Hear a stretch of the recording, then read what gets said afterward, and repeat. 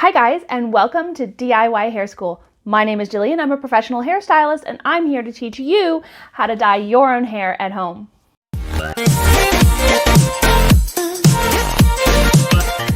On today's video, we are going to be talking all about how to highlight your own hair. Specifically, we're going to be talking about touching up your grown out highlights. In a different video, I will discuss how to do a money piece and how to put highlights in your hair that is dark and has no highlights in it yet at all.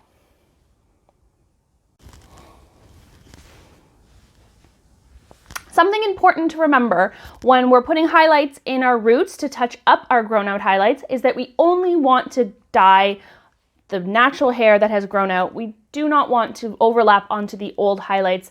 Overlapping over previously lightened hair can cause damage and breakage and make your hair go gummy and come apart. So we definitely want to just keep that product to the grow out area.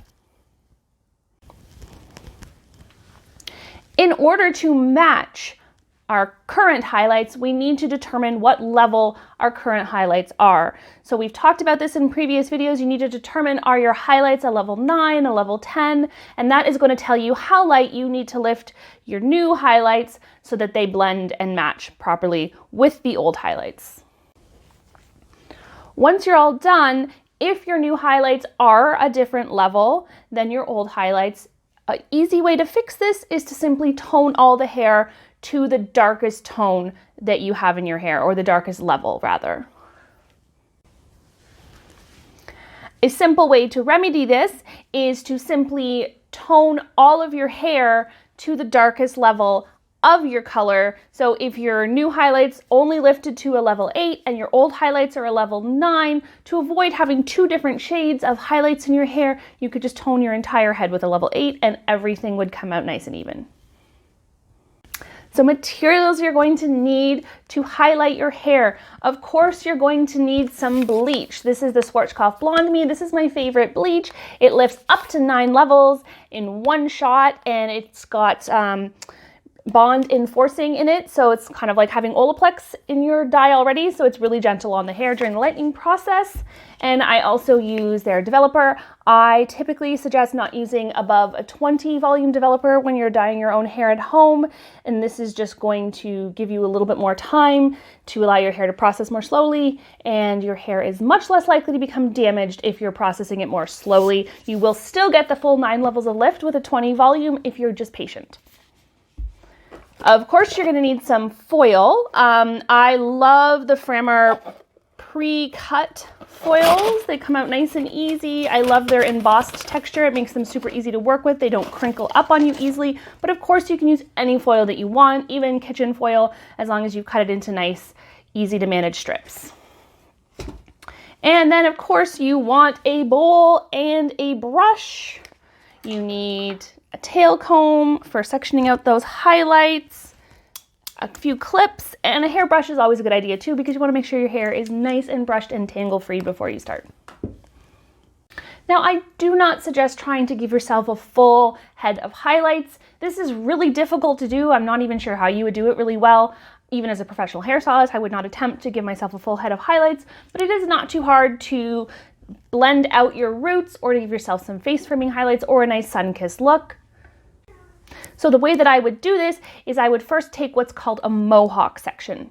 So for a mohawk section, you are going to take the hair from this point and this point here on your scalp. Now, if you part your hair in the middle or slightly to the side, taking from these 2 points on your head should be a good section. If you always wear your hair in a really hard side part or something like that, really far over, you want to take it from a little bit farther over. You would kind of make your mohawk an inch or 2 over from the one side of your part, and then, you know, over like that. So your mohawk would look more like this if you wear your hair in a really hard side part, but I usually wear my hair in the middle or slightly to the side like this is my typical. So for me, the typical mohawk section works perfectly fine. So you're going to take that section like so. Doesn't have to be perfect. But do keep in mind that clean sections are always easier to work with. And you just want to make sure that that section goes, if you're going to go all the way through and you want kind of even coverage on the top of your head, goes all the way through and just past where the head starts to round. And that way you're going to get a few highlights that fall over the back of the hair as well. So we'll just hold that out of the way, and you're going to take all the rest of the hair and clip it out of the way. Give that section a brush so it is not tangly.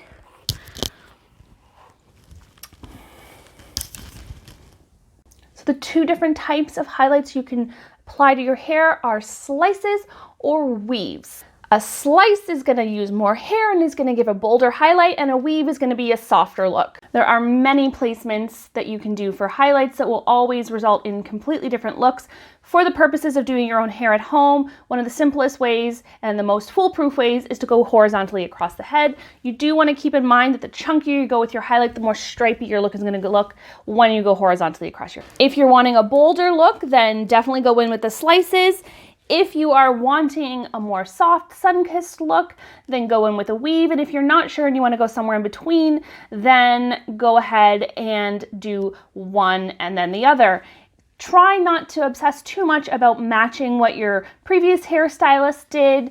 If you really can't tell what sort of pattern they used, then just go in with a weave. It might not be as blonde as your mids and your ends, but it's going to blend out that root. It's going to be soft and it's not going to look completely different. And it is a more natural look anyways for your roots to be a bit darker than your ends of your hair, and that's going to be the most natural look you can achieve. So if you're not sure, when in doubt what you want to do, just stick with a weave and you should be good.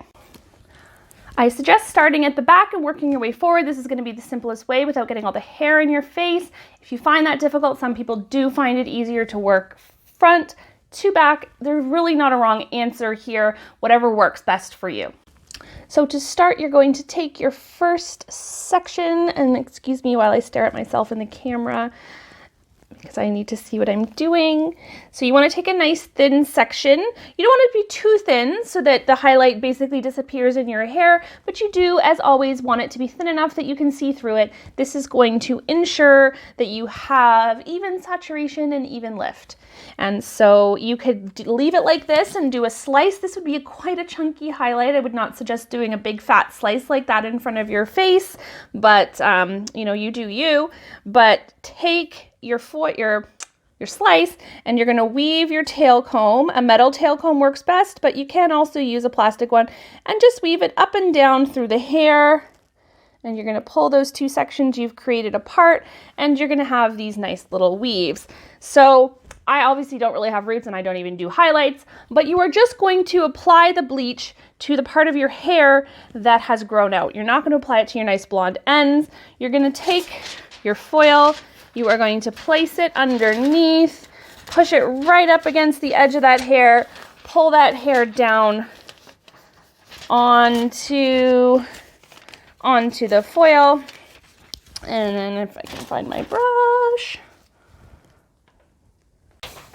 All right, and so then you will take your brush and you will apply your color on your root area, going right up towards the edge of the foil, but do not go past the edge of that foil. If you do go past the edge of the foil, you are going to get bleeding, which means you will get spots on parts that you did not intend to dye. You're going to take those ends out of the way and you're going to fold your foil up. You can fold that excess down, and then you can fold your foil up again so that you can see if you started at the front like I have, and then you'll just move on to your next section. It is a good idea to practice with just nothing or with conditioner if you can. Practicing like that will make you a lot quicker once you actually start to apply your foils, and this will be great in helping you not take too long so that you don't worry about sections lifting too fast. So when you're taking your next section, I suggest, between a 1/4 inch to a 1/2 inch between highlights. So you take that section and then you're going to take your slice, and you could go in with a slice here if you wanted to alternate, or you can weave that sucker again and create a nice little weave. You're gonna get your foil. I've used this guy, so he's a little crinkly, but you're gonna place it under. You are going to apply your bleach all the way up to the edge without touching your scalp. You're gonna fold it up and up. And there we go. And you're just gonna keep doing that all along the top of your head until you have enough foils in. Now, if you wanna make sure that you have a few around your face so that when you put your hair back, that your highlights are not just at the mohawk section. I'm just gonna pin that out of the way.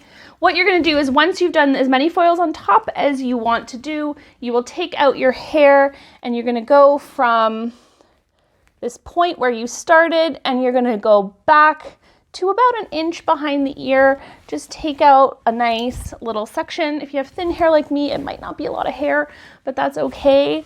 And then you are just going to take a few little pieces and do some weaves or slices in this area, like so. And so you can see here, I've started at the back of the section. I want that little piece at the back of the section because the placement is a little different when you start at the back. So you would go in, you would apply to your root, like so. Make sure those ends are out of the way. Fold your foil up. And if you started at the back, you won't be leaving the foil down because you're gonna need to work to a forward section. You're gonna flip the foil back, take a clip. You would have a different clip if possible. And you're just gonna clip that so it stays where it is. And then you would just, take a little 1/4 inch section in this case, maybe even a little less if the hair is super fine, and clip that hair back and then apply your next foil in these baby hairs right here.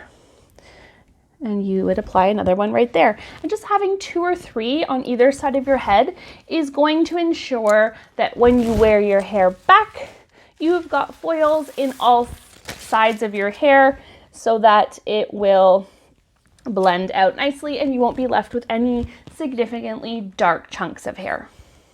Once you have processed and lifted your highlights to the desired level, then you can wash and condition and towel dry and apply your toner. For tips on applying your toner, you can go back and watch one of my previous videos on how to choose the right color of toner for your desired results. Keep in mind, at this point, you can also change the tone of your old highlights. If you're wanting to change the old tone of your highlights and have a whole new tone overall, I would suggest using a clarifying shampoo once or twice on your ends when you shampoo, just to get out any remaining toner that is in those old ends so that you're going to get a nice even tone when you retone the whole thing together. And so that's it, guys. That is how you are going to go ahead and touch up your own roots for your highlights. Leave any questions below in the comments. I will answer those as quickly as possible, or let me know if there's any videos that you would like to see coming up. And as always, hit like and subscribe so you don't miss any of my upcoming videos. Thank you so much for being here with me today, guys, on DIY Hair School. See you later.